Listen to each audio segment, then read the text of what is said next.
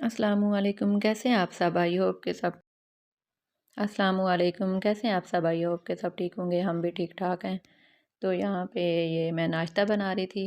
बच्चे स्कूल चले गए थे, मैं उसके बाद ही अपने लिए नाश्ता बना रही थी। बच्चों को मैंने नाश्ता भी करवा दिया था और लंच भी बना के दे दिया था। उनके स्कूल के जाने के बाद मैंने फिर अपने लिए नाश्ता बनाना शुरू किया। तो मैं पराठा बना रही थी अपने लिए और हस्बैंड के लिए। तो अब फिर से बहुत ज़्यादा सर्दी हो गई है, 3-4 दिन से धूप ही नहीं निकली। बादल रहते हैं तो कभी हल्की हल्की बारिश भी हो जाती है, बूंदाबांदी सी। तो आटा इतना ज़्यादा ठंडा था, फ्रिज से निकाला था कि रोटी बन ही नहीं रही थी। तो बड़ी मुश्किल से बना रही थी, हाथ भी बड़े ठंडे हो रहे थे, क्योंकि चकने बेलने पे बनानी हो ना वो तो आसानी से बन जाती, लेकिन मैं उस पर नहीं बनाती, मैंने कभी भी नहीं बनाई उस पर, मैं हाथ से ही बनाती हूँ। तो इसलिए थोड़ी सी मुश्किल होती है ठंडे आटे की वजह से। तो बस मैं ये पराठा बनाऊंगी और साथ में जो रात का सालन पड़ा है वो, और अंडा फ्राई कर लूँगी। तो बस ये हमारा सिंपल सा नाश्ता हो जाएगा। तो नाश्ते के बाद मैं जो किचन समेट लूँगी, बर्तन वगैरह जो थोड़े बहुत हैं वो वॉश कर लूँगी। फिर उसके बाद बाकी के जो काम है, बेड वगैरह सेट करना, ब्लैंकेट फोल्ड करना, और ये सोफ़ों के कवर वगैरह, क्योंकि जब बच्चे बैठते हैं ना सोफ़ों के कवर, चाहे पूरा दिन भी सेट करते रहो तो वो वैसे के वैसे ही कर जाते हैं। तो अब वो चले गए हैं तो सेट करूँगी, तो जब तक वो स्कूल से नहीं आएंगे तब तक वो सेट ही रहेंगे। तो बस अब मैं नाश्ते से फ्री होने के बाद वो काम कर लूँगी। तो काम वगैरह से फ्री होने के बाद मैं थोड़ी देर रेस्ट करूँगी। तो उसके बाद ही मैं दोपहर का खाना वगैरह बनाऊँगी, क्योंकि गैस चली जाती है। तो फिर जब 12 बजे गैस आती है तो भी मैं खाना वगैरह बनाती हूँ। तो फिर जब तक खाना बनता है तो फिर बच्चे भी आ जाते हैं, फिर गरम गरम खा लेते हैं खाना। तो बस उसके बाद मैंने, जब दोपहर हुई है तो ये मैंने आज खाना तो नहीं बनाना था, दाल पड़ी थी कल वाली, तो मैंने कहा चलो उसी की रोटियां बना लेती हूँ, क्योंकि वैसे भी बच्चों ने तो दाल खानी नहीं है। तो मैंने ये सब्ज़ मिर्चें काट ली हैं, अब मैं ये प्याज ग्रेट कर रही हूँ। तो ये भी ग्रेट करने के बाद मैंने फिर क्या किया था, 1 कप मैंने बेसन लिया था। 1 कप बेसन का, जब भी मैं तो ये रोटी वाली दाल वाली रोटियां बनाती हूँ ना, तो फिर मैं उसमें बेसन ज़रूर ऐड करती हूँ। फिर बेसन ऐड करने से वो बड़ी मज़े की, बड़ी क्रिस्पी सी बनती हैं। तो मैंने 1 कप बेसन का लिया, उसमें 1 चम्मच मैंने नमक डाल दिया है, और ये ज़ीरा पाउडर, धनिया पाउडर डाला है, और साथ में और कुटी हुई लाल मिर्च डाली है। मैंने इसमें स्पाइसेस कम ही डाले हैं, क्योंकि दाल में भी डाले हुए हैं।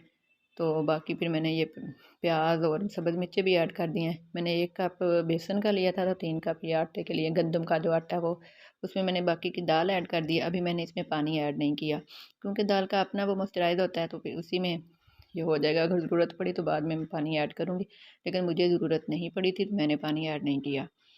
तो क्योंकि दाल में स्पाइसेस है ना, तो इस वजह से फिर मैंने कम ही डाले थे कि ज़्यादा ना हो जाए, ये ना हो कि फिर बच्चों से खाई ना जाए, क्योंकि दाल मैंने स्पाइसी बनाई थी।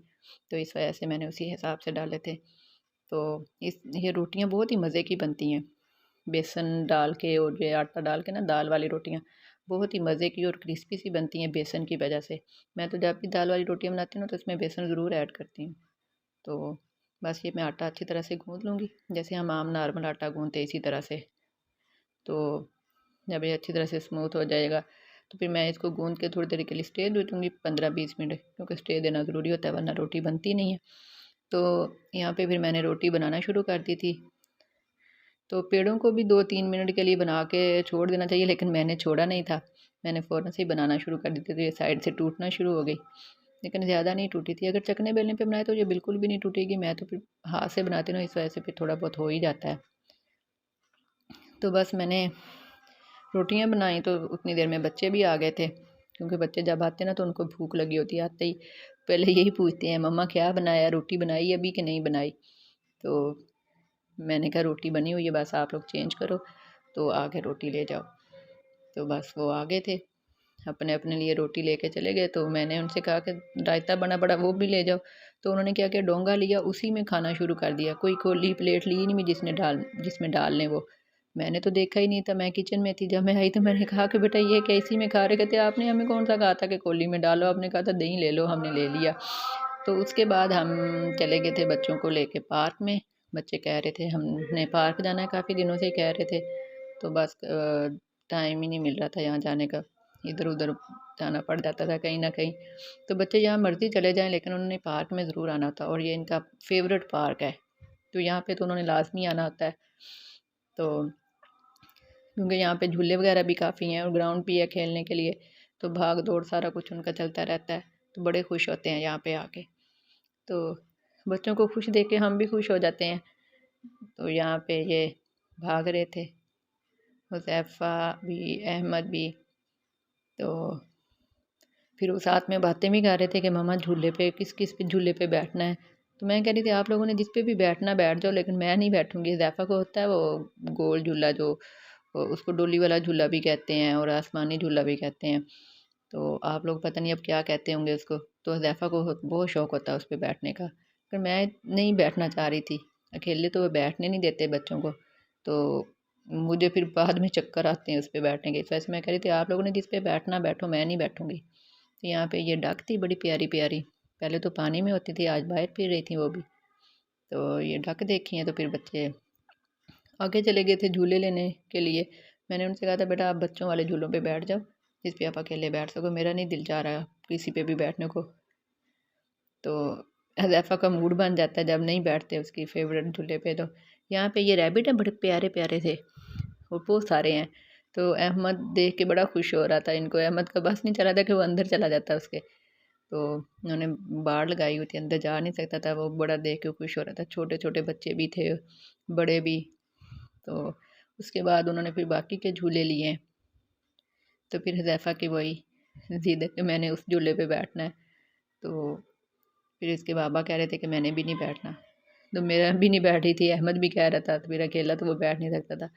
थोड़ी देर के लिए उसका मूड हुआ है, लेकिन फिर ठीक हो गया है।